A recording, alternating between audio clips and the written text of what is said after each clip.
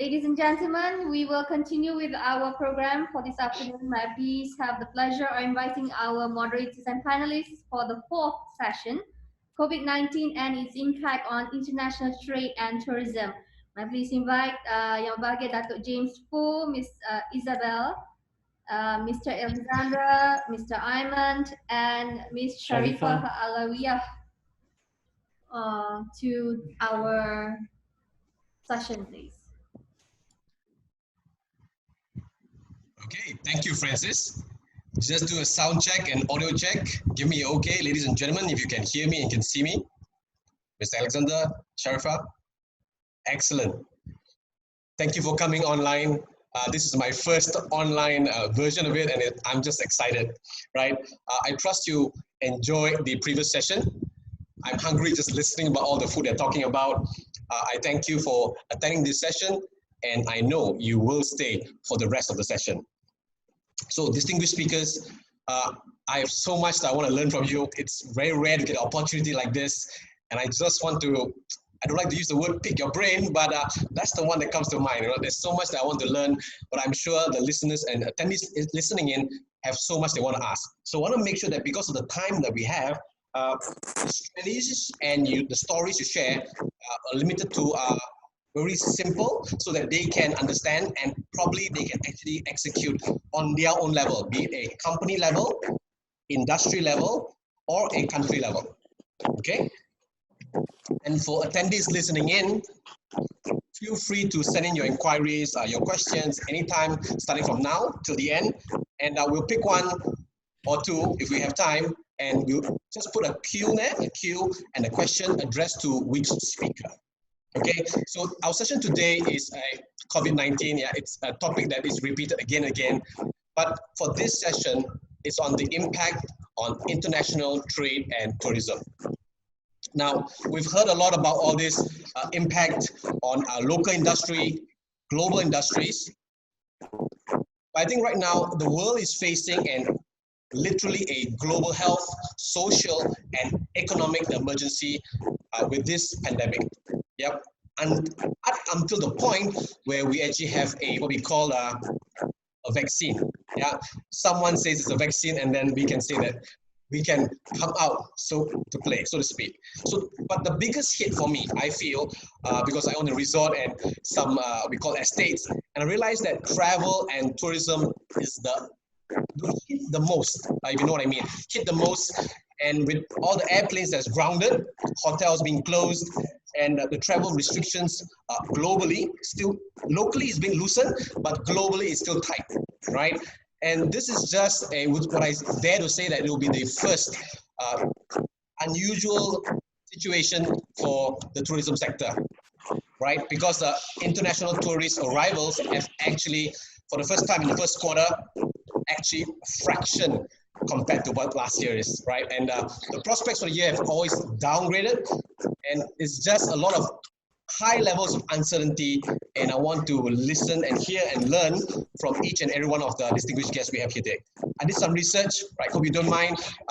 United Nations World Tourism Organization actually reported that this was a historical series of since the 1950s, right? And this lockdown, global pandemic lockdown, has put an abrupt end to a decade of sustained growth since 2009. So there are a lot of challenges, a lot of changes, so to speak. And I mean, what better way to actually get all these guests, intelligent people in to share their thoughts, their minds, and what are they working on, right? And so I'm so glad and I'm so fortunate today. We have 4 distinguished guests. I just want to do a brief introduction. All right, Miss Isabel Romero Arias, President, Junta, Islamica, and CEO of Halal Institute Spain. She's an active member of International Entrepreneur Network, promoted by President Obama himself, and also part of the World Economic Forum Foundation. She was awarded one of the 100 of women most affluent in the economy and Islamic business last year in Dubai. And I'm like a fanboy right now. I'm like so excited, right? I've never met anyone like this, and it's truly an honor, Miss Isabel. Next, we have Mr. Alexander Boehmer, Head of Division of South and Southeast of OECD. He holds a PhD in law and a master's degree in international business from the London School of Economics. I mean, I have a PhD and I have a master's and I wanted to go for my PhD, but London School of Economics, wow, this is like, okay. And he has published numerous international papers on economic law and policies, on international trade and investment policies for private and public partnerships. And I'm just so excited to hear more about it. Mr. Aymen Kasem, Division Manager of ITFC. He's responsible for actually designing, managing, implementing all trade development programs and initiatives. And that is actually a big responsibility. He also contributed to the new ITFC strategy to reshape the business model and to offer more integrated trade solutions to member countries. And last but not least, Ms. Sharifah Alawiyah, Alhabshi, Managing Director and of Designworks Architect and Consultants. She's actually a registered member of the Malaysian Board of Architects, specializing particularly in boutique resort developments, event spaces, and second home communities in Langkawi, just to name a few. I can't list the list of accomplishments, and please forgive me, distinguished guests, but I just want to go deep into it and fast, because I think the best way to learn is, for me, when I ask a question, I want to hear perspectives from a few different speakers, and then we can see a fair statement of how the solution is. And that's how I like to move in this particular session. So the first question is addressed to Ms. Isabel. I mean, with the global lockdown and the local session loosening up, what do you think are the most important changes in international trade per se? Over to you, Isabel. Okay. Good morning. Good morning in Europe for everybody. Salam alaikum. Yes, I prefer to speak in Spanish language. I think it's possible to read what they say in the screen. Okay. Translation in English. Creo que la pandemia del COVID-19 está consolidando una tendencia que venía siendo en la última década, que es el comercio electrónico. Esto tiene una consecuencia directa sobre la transformación de la bancarización, tanto para las personas individuales como para las industrias y los comercios.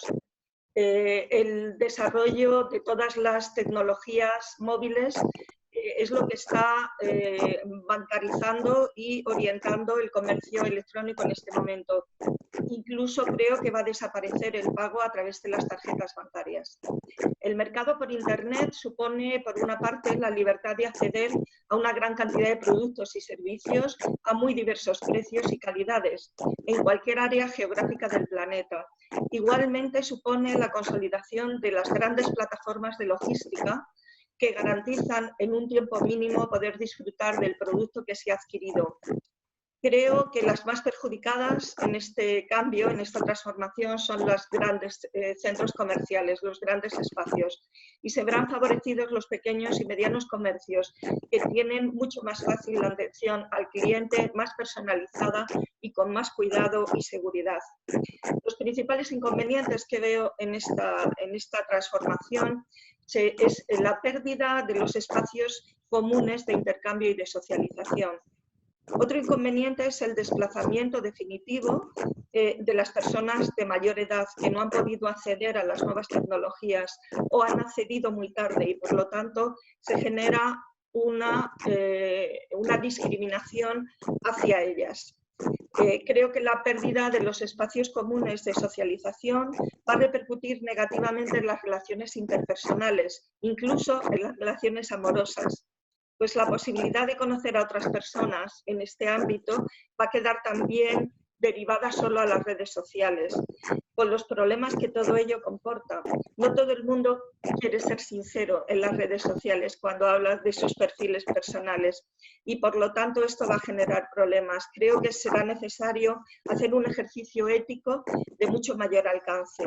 Y por último, creo que el miedo al contagio, va a retraer a muchas personas, lo que va a fomentar actitudes individualistas y generará muchos problemas psicológicos y también físicos. Thank you so much. It almost sounds like music to my ears, and I truly wanted to fly to Spain right now, just listening to you speak. Thank you for sharing, Ms. Isabel. So I want to hear from Mr. Alexander, from your being the head of department in the South and Southeast of the OECD. What were your thoughts, or at least the most important changes in the areas of international trade for you? Yeah, thank you, Dato, thanks a lot for your kind introduction, and I want to thank the World Islamic Trade Forum and the International Strategy Institute and my good friend Fazil Irwan Som for the invitation. It's a pleasure and an honor to be amongst such distinguished speakers and colleagues. Yeah, I mean, changes in international trade, you know, are of course hard to predict. They're hitting us already, but they're hard to predict. Many factors are still not clear. The depth and the length of the crisis, how much the world GDP will actually be shrinking, the waves of populism and protectionism also, and the increased frictions between major economic powers are another elements which is really hard to predict. And then, as a good speaker in the last session, the second session actually on digital mentioned, how will consumers react? You know, you cannot force consumers to go back to restaurants or to become happy tourists again if they don't want to do that. So what we can say is that it's an unprecedented global crisis, and trade is essential, first of all, to save lives and livelihoods. And international cooperation is needed to keep trade flowing. And of course, the outbreak has also drawn attention to the high level of interconnectedness among countries that globalization has brought and the consequences of risk and vulnerabilities. In ASEAN, the 10 ASEAN member countries are a good example. Their high integration into regional and global value chains that is normally being applauded in normal times is of course now also a potential cause for worry. So disruptions in one area of global supply chains can cause frictions in others. That's of course an issue, and I mean for ASEAN economies in particular.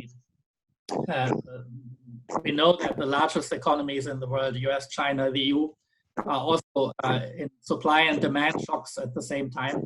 And these are ASEAN's main trading partners, you know, capturing half of ASEAN's total trade in goods. And while other ASEAN trading partners, Japan, Korea, are also affected. We see data shows that from Thailand, for example, we have a significant hit of the Thai economy and its trading balances in tourism and export sectors. And even Indonesia, which is less integrated maybe than Thailand in global value chains, has a significant concerns about manufacturing firms at the moment and closures and so on and so forth. You can see already some reshaping. Of course, the leaders in the world and the economic ministries in particular are looking into this threat potential that global supply chains are reshaping. And you can see already that foreign direct investment is declining sharply. Even if we assume, for example, that the economy will recover in the second half of 2022, the FDI, the foreign direct investment flows in 2020 are expected to fall by more than 30%, more than a third compared to 2019. So, I mean, it's a strong plea, and I will come back to that, to policymakers and also the business community to support that we have to keep supply chains open, we have to keep markets open, especially for essential goods and health supplies and food. But also we should refrain from the temptation to add additional bureaucratic hurdles or change taxation policy and create trade barriers also in the service sector, which can hamper the smooth functioning of global supply chains.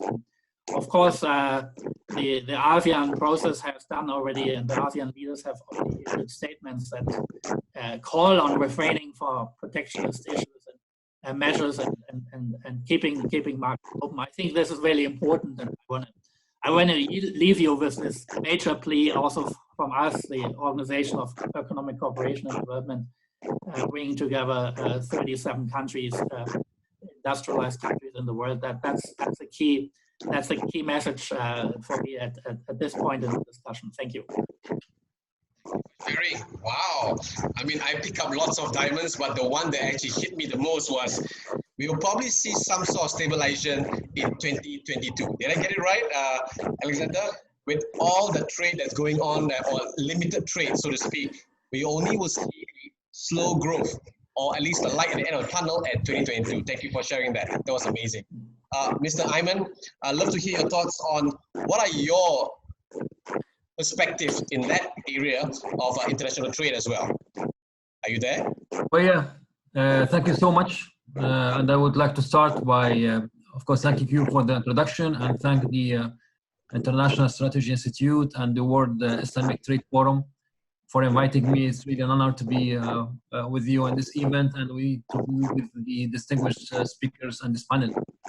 Definitely, we could all see that the COVID-19 pandemic hit the global trade really hardly, and the investment at an unprecedented speed and scale. I mean, the damage we can see today that was never seen, never experienced before, and still, with time goes, and we still see that the damage will still continue. However, now we see, for example, that the COVID-19 will fundamentally reshape trade, and it will accelerate the trend for a greater regional focus on regional supply chains, for example. It affected a lot the supply chains between continents. Now we'll see that the countries will most probably take a little risk or like a reduced risk by focusing on regional supply chains and inter-regional, trade exchange. Also, strategic use of inventories and new approach in viewing risks also will see that also. However, we can still, I mean, the WTO sees a bit of like improvement in 2021, a forecast of rebound global trade in 2021 after a hit or this great recession in 2020. From our side, at the, if I can may, and the Islamic Development Bank Group has taken several measures to try to help 57 member countries, I mean, to face this urgent needs and the pandemic, the impact. I mean, we allocated at the level of the group $2.3 billion for 3 phases of dealing with the pandemic, which we call the respond and restore and restart phases, with like immediate impact and the mid and long-term impact.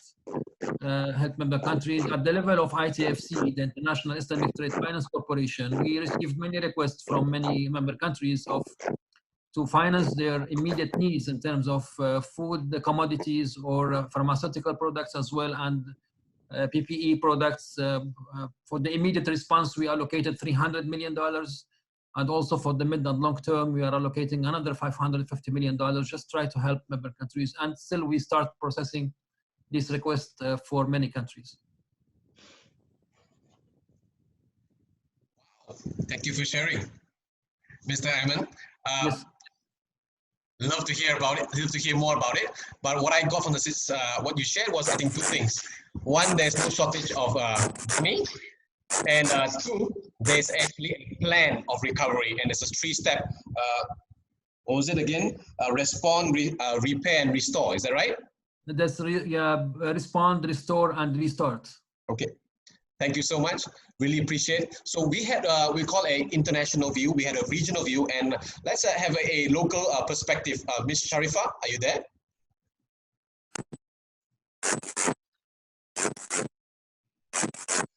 Okay, Sharifah, I can't hear you.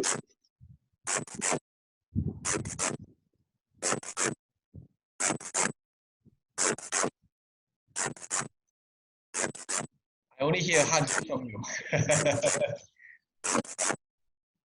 Okay, Francis, you want to help Ms. Sharifah out?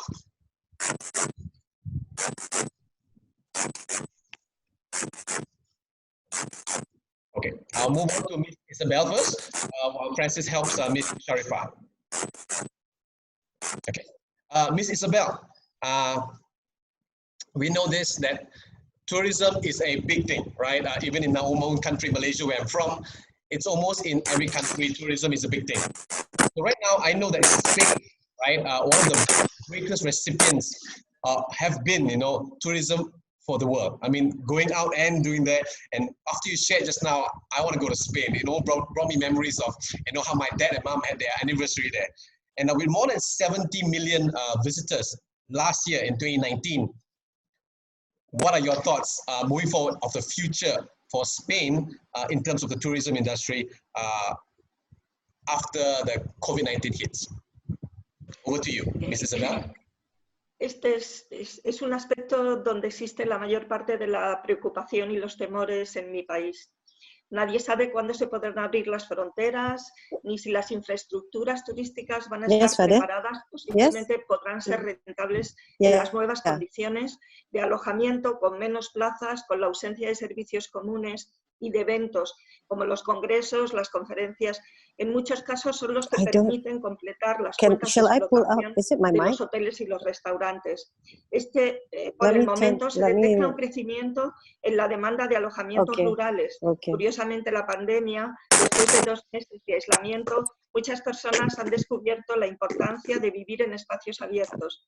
El fenómeno del teletrabajo también permite vivir en pequeñas localidades, no muy distantes de las grandes urbes, pero son servicios con muchos servicios telemáticos completos. Para este verano la previsión es que solo viviremos turismo español y principalmente en espacios rurales, aunque estoy segura que la oferta de mar y playa tendrá una buena cuota de mercado, pues una parte importante de esta oferta de mar y playa estará menos masificada. También será importante el turismo cultural y patrimonial y, por supuesto, el gastronómico, con otro de los demandados por los visitantes españoles. La tendencia de los últimos años en públicos más concienciados con temas medioambientales y de sostenibilidad ocupará también un espacio importante en las próximas décadas, como el turismo slow, frente a los grandes cruceros y viajes organizados en los que se visitarán una gran cantidad de lugares sin prácticamente poder profundizar en nada de esas diversidades culturales, lo que llamamos el fast landscape. Thank you. I don't know, it was beautiful. I was trying to read the subtitles and I was just trying to take notes at the same time. Probably not a good thing. But one thing I definitely know is in the lockdown, I think the best thing what we can do is can do 2 things. And I learned that we could upskill ourselves and how can we upserve the market we're in. So I think one thing I learned right now is I'm definitely going to pick up Spanish, right? Thank you. Ms. Sharifah. Can you hear me now? Excellent, beautiful voice. Okay, great. Well, when everybody is so busy with the bad news, I think we have enough of that for the last 55, 58 days or maybe 2 months. Let's look at the positive side. I think, yes, we know all that already. Now let's look at the positive side. And I really like this respond, restore, and what was the third thing you mentioned, Mr. Aymen? Restart, yes. Okay. So for architects and for everywhere in the world, we love restoration, we love refurbishment and rebuilding cities, rebuilding old towns. So this is very nice for us in the concept. But in terms of how we're going to do this in the building of construction, in the construction industry, we're going to be very slow. Just like tourism, there will be slow tourism. But how are we going to relook? I think this is what we want to do. We want to relook at tourism, how different ways of using the hotel. We are used to big conferences in big ballrooms, in big meeting rooms. How are we going to do this now? We as architects, interior designers, maybe we need to sit in booths instead of sit in a big open seminar hall. Yeah, we have this transparent booth we can make out of plexiglass and it's foldable and you can put them away. It's time for us to think of all these things now so we can still sit maybe 1 meter apart inside this glass booth, which is lightweight and put away. This is a time of a creative thinking, and the same with hotels. People are going to travel more in their own country, cross-continental, from one country to another to the neighboring countries even may not be possible. So what do? We're going to end up with domestic tourism. There will be a much higher tourism within the country. So we should look at our own people in our own country. What are they going to look forward to now? Are they going to go out of the cities, or the city people coming into to the outskirts, the countryside coming to the city? There will be this migration during this holiday times. Then I think because of the density of cities, migration going outwards is going to be more. The numbers of people going outwards to the countryside is going to be more. So we're looking at resort travel now in the hills, by the sea, by the stream, education, tourism, agriculture, tourism.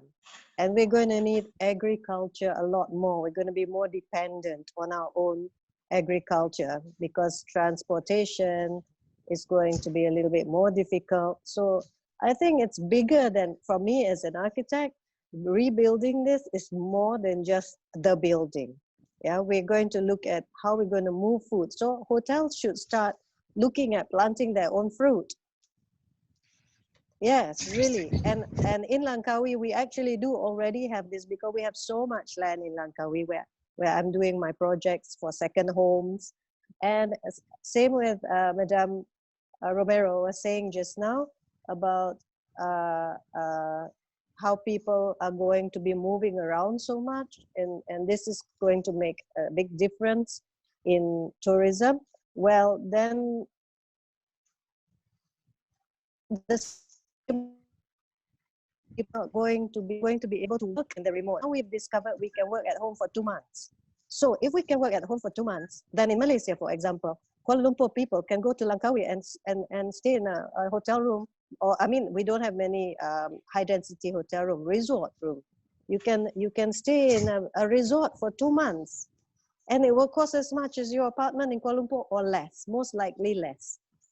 So this, I think, is a fantastic opportunity for people who before think that they cannot leave their town, they cannot leave their office, they have to go and check into their office. Now they can actually check in to a resort and work from a resort with greens around them in a much healthier environment without having to put on that mask, without having to have this 2 meter distance. You have 20 meters different distance to your neighbor. Yeah. And this is a lot of this we have in Malaysia. This is very easy for us to do.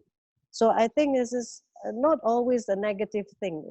You have to just change your mindset and make a shift. Thank you, Sharifah. It was an amazing. I mean, I picked up so many things, but 3 things I picked up from you was, number 1 is we need to have a better, more critical, not creative thinking, when we are more critical about being positive as opposed to being more negative. And Yes. I really appreciate what you shared of having cubicles, but I'm not sure I want to be going to a conference with cubicles, but you never know, right? Desperate time call for desperate measures. Thank you for sharing that. Miss Isabel, just Miss Sharifah touched on the point of a global or localized market.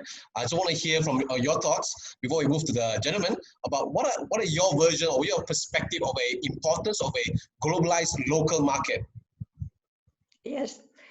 Esta crisis nos ha mostrado en Europa y en España que tenemos una dependencia excesiva de determinados productos que antes se hacían en nuestra área geográfica y que ahora dependemos de China o del sudeste asiático para poder acceder a ellos, y eso nos ha hecho más vulnerables. Yo creo que hay que apostar, la apuesta es por producciones más baratas y de rentabilidad más rápida que nos han dejado a merced de esos mercados. Es más bien un deseo, que hay que volver a pensar sobre el concepto de beneficio y de riqueza. Debe de equilibrarse entre bienestar y progreso individual y social. Como musulmana, los beneficios en cualquier negocio tienen que proceder de un rendimiento social, por lo que el dinero en sí mismo deja de ser un bien deseable para pasar a ser algo incluso haram. Muchas empresas se están volviendo a pensar en la producción local, pero en un contexto de mercado global. Para esto vamos a precisar de motivaciones éticas basadas en el bien común y la supervivencia de los contextos inmediatos, sin descartar en absoluto las posibilidades del mercado global. Es la oportunidad de incorporar la herramienta de la humanización desde lo local a lo global. Thank you. I managed to catch the whole translation. I was so appreciative of it. Thank you, Francis, for helping out. So I heard a couple of things. Yeah, the first one I heard was we need to have more focus, or at least more laws or legislations in regards of the local production, which was in line with what Sharifah said, right? We could actually plant a lot of stuff back in our own backyard or in our own resorts, if we have any, right? But it has to be done ethically. So I remember what she said, and I think that was very important. It's not just to take advantage of the people, but to take advantage of the situation right now. It is actually a time of great reset, not the end of the world, but a time of great reset. And I was just hear from a gentleman, Mr. Alexander, you're up, okay? But where do you see, so it seems like we have panelists here are really like optimistic and looking really bright, right? So I hope you continue the trend. So what are your versions or your opportunities you see available in the international trade sector, especially with all the so-called tightening of the global travel, but locally it seems to be loosening up. Your thoughts? Yeah, thanks so much. Thanks to the Maria and Sharifah for really interesting thoughts here also. I mean, there are so many things you could say to that. Let me just put it like this. Of course, there is in our society a lot of debate now on relocating production back to our home countries and maybe producing more goods and services and food even at home. I just want to remind also everyone that, I mean, the wealth story and the wealth creating story in Asia, in your countries of the last decades is actually one of open markets, participating in global supply chains, exporting to OECD countries, to China, to amongst yourself.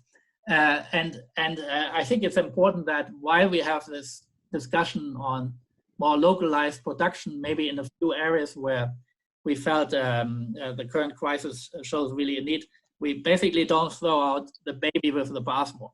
Meaning, I mean, for example, in my home country, Germany, what didn't work was the supply chain for medical masks and a few other items of sub-items of the subsector of medical supplies of the medical supply industry, yeah, which as a percentage of GDP are in the promilles. It's not important, but of course it was very important during this phase. And there could be some reconsiderations. Maybe you don't want to rely on one or two factories worldwide. Maybe you want to have your own stockages and so on. But for the rest, the supermarkets were full, and with a few minor exceptions. And I mean, just warning a little bit that this idea of localized production in a way creates a barrier to trade and allows politicians who had the tendency already the last 10 years since the global financial crisis. I mean, colleague Kasem can probably confirm that to enact more and more protectionist measures to trade and investment, and we should be a little bit careful with that. I totally share this point on domestic tourism.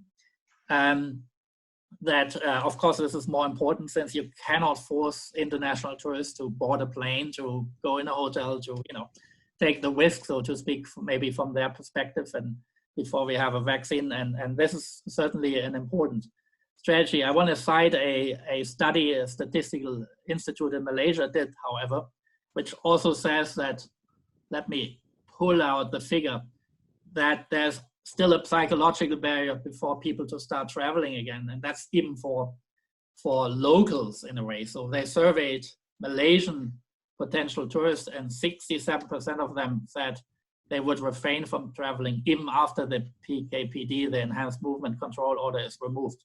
Now, this may change, of course, but as things get better. But it's just to say that even there's no guarantee that the local tourists necessarily pick up the offers, but I fully agree that this is probably on the bright side, the more likely thing to happen. But for the rest, I think we have to face the reality that governments need to support the tourist industry, and many of them are small and medium-sized companies, and ensuring this business survival along transport and tourism supply chains is important, and all ASEAN member countries have come up with measures to do that. So that can be applauded. And of course, there has to be also a tourism recovery plan more in the medium and longer term, which we should start all working together on to get that sector eventually back on track. But I would, as said, really applaud governments of what they're doing already, and we're happy also from OECD's point of view to share with practice what's going on. The tourism sector is dramatically hit. I mean, I just know Bali a little bit, and the hotel occupancy rate is now only 6% or so of hotels in Bali. I mean, this is of course dramatic, and it will be hard to get that back. But as the lady said, even there, local Indonesian tourists may start filling the gap at some stage. But even there, I'm a little bit more pessimistic, I'm afraid, for the next 2 years. But all the more important, government support mechanisms, the post-COVID recovery plan. Thank you. Thank you, Mr. Alexander. So I got a lot of statistics. Sometimes I realize that the more we know, the more we don't know. And I think what we can do right now, just leading from what Mr. Alexander said, was the fact that I think we need to focus on ourselves. How can we focus on our inner so-called engineering, our own mind, our psychology?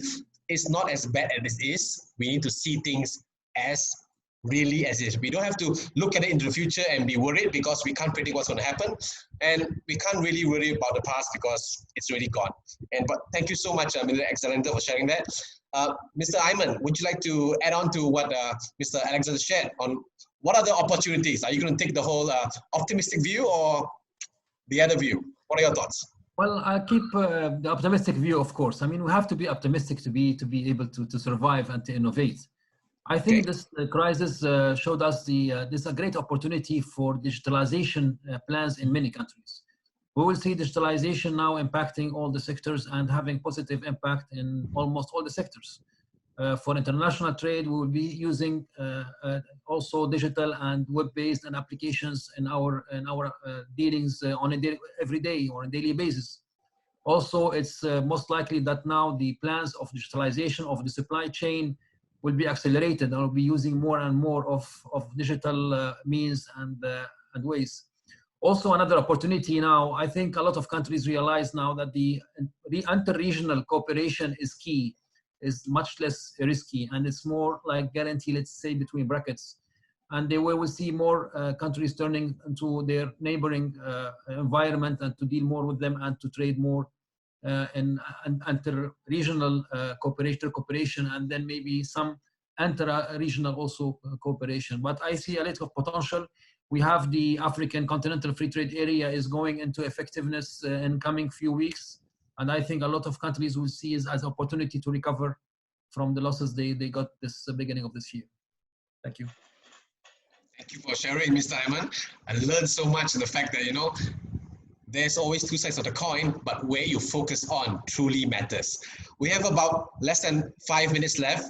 I want to take if you have probably one of your best advice or a strategy moving forward, what would you give advice to the people listening right now, attendees, be it on a local level, regional level, or a global level? Okay, Sharifah, you're up. On a local level, as I mentioned, sit down together with tourism, with regard to the tourism sector, and to sit down and to really rethink how the pattern, the psychological pattern of the people who are going to have to relook at travel and tourism. They will be confined to the national domestic travel routes, and then identify what is a good idea to open new frontiers, because people can't keep going back to the same few places. So we have make it into an educational experience, not just a holiday experience like we have been doing before. Like I said, look into agriculture, which we are also going to need to boost our local consumption with the situation the way it is for 2 years perhaps. So and living in a tropical country, agriculture, everything plants even in the crack of cement crack. in between the tiles, we can have Yep. plants growing out. So this is not an excuse.